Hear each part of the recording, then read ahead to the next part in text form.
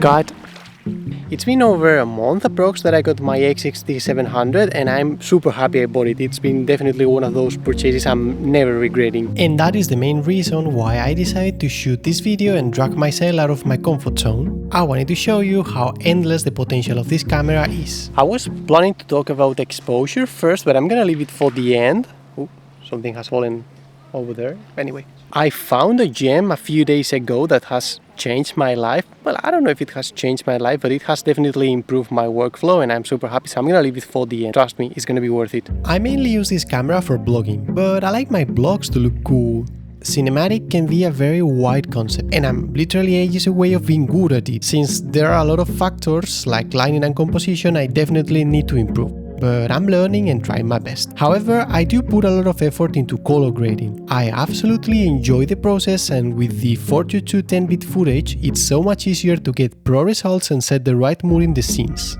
And now that you have the context, let's dive into some other cool features of this camera. But instead of doing a static in the studio type of review, I like the idea of showing, not telling, much better. So let's talk about stabilization. This you are seeing right now is my Sigma 16mm in standard mode, basically. I'm happy because this mode has no crop at all, so I think it's good. If you can hold it tight as I'm doing now, despite I'm walking down this slope, I think it's good. One of the things that I didn't like about my former CVE10, not the Mark II, but the original one, is that it didn't have inbuilt stabilization, so you were always forced to use either the active mode that had a lot of crop, or you had to use this Giroflow or Catalyst browse, and you could get very good results, but it's another step in the post-production flow and I'm not happy about it. So with this one I can choose between this standard mode that has I think it's a very good result, or you can choose the active mode as I'm using right now, and as you can see it's a lot smoother. I'm using a 16mm lens.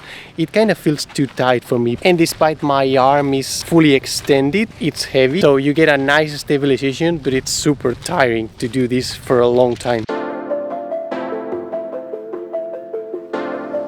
Another thing that people were complaining about on the internet was basically battery life. And just to give you some stupid benchmark, basically when we left home we were about 100%, a little bit less because I had been tweaking some of the settings before leaving and it was like around 99, 98. Right now, after being filming for a while in that beach and this walk and all this conversation we've had, we are at 78%. I was a little bit misled in the first video that I did, that I said that the battery life was awesome. I think it's very good. It's the same as with the iPhone. The first time you use it is awesome and then it gets a little bit worse, but I'd say it's quite good. Another stupid benchmark. In this vlog, I was recording for a complete day and I drained the battery up to 0%, but I made it. It was just in the very last clip when I needed to plug it in to charge. I'm planning to get a spare battery just for safety, but that's pretty much all I need. And speaking of complaints, overheating is definitely on everyone's list. I pretty much stick to what I said a month ago. It does heat when using it for longer periods, but it's perfect for vlogging and some sort of sporadic usage. But if you're planning to keep it rolling for longer periods, I'm not sure if it's the best option. I'm curious to test it with the fan though. Let's talk about exposure. I promise you're gonna like it, trust me. I was actually planning to shoot this outdoors, but the weather these days is ranging between extremely hot and pouring rain, so I'm playing it safe. Let's do it here in my balcony. I'm still outdoors. So basically the hidden gem I mentioned before that I found these days is that I'm not directly looking into this in the camera monitor. What I'm seeing is this. I'm basically using a false color LUT, and as you can see, everything's like perfectly balanced. The sky is not clipping because otherwise it could be red, like this for example. Oh, too dark. There you go, that's reddish. Let's go back. Okay, I think we are safe there. Now I'm gonna struggle in post because the exposure of these clips ain't matching. So as you can see, the colors in my face are varying. Right now I can see some green here, some pinkish in this side. By the way, I forgot to mention this LUT. You can find it in a video. I'll link it in the description. Credit to him, he's the genius behind this. So initially when I got this camera and when I was using the CVE10, I was using zebras. I used to set IRE 75 for the brightest part of the face, and for the sky I used to set it at 95 or lower limit 94 plus, and it was kind of working, but I wanted to find a way to actually combine both so I didn't have to be toggling those values on and off. And when I came across this video, it was like, oh, this is all I needed. And of course, if I had an external monitor and those kind of things, I could use false color like natively and that would be better, but this is an amazing trade-off solution. And despite despite this lot isn't perfect, because it would be nice if it had some other colors than the scale of grays for some areas. This is a great solution.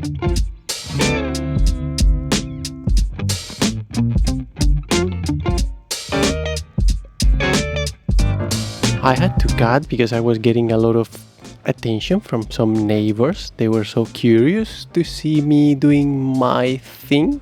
And also I'm getting a little bit distracted because we have some bees that have decided to live in the upper part of this roof, and I am a little bit nervous. They are pacific, but I'm gonna play it safe. What I wanted to mention is that I still owe you a proper low light test, basically, because in Finland during summer there's not that much low light, and despite having bringing the camera to some darker conditions, for example the other day we went to play mini golf and I was trying to get some clips in there, but I did it in a rush and I didn't want to annoy anyone, and also I was in my free time, so I didn't want to spend a lot of time getting those shots and nailing the exposure. I'm quite convinced that the low light performance of this camera is very, very good.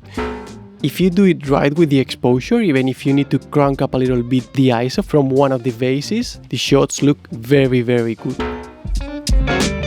So basically the conclusion is that I'm super happy with this false color lot. I'm gonna keep using it. Zebras are very, very good, but this is way, way more convenient, and despite it's not perfect, but it's also a tool. Use the one you like best and the one that suits your workflow better. And now it's gonna get kind of emotional because this is like the end of my season 1 here in YouTube. I started kind of taking YouTube seriously exactly a year ago when I quitted my job as a software developer and moved to Finland to start like a new life with a new job and trying to push my content creator side a lot more than in the past. So basically the short film you've seen at the beginning of this video is kind of how I felt a year ago. I wanted to make it as a tribute.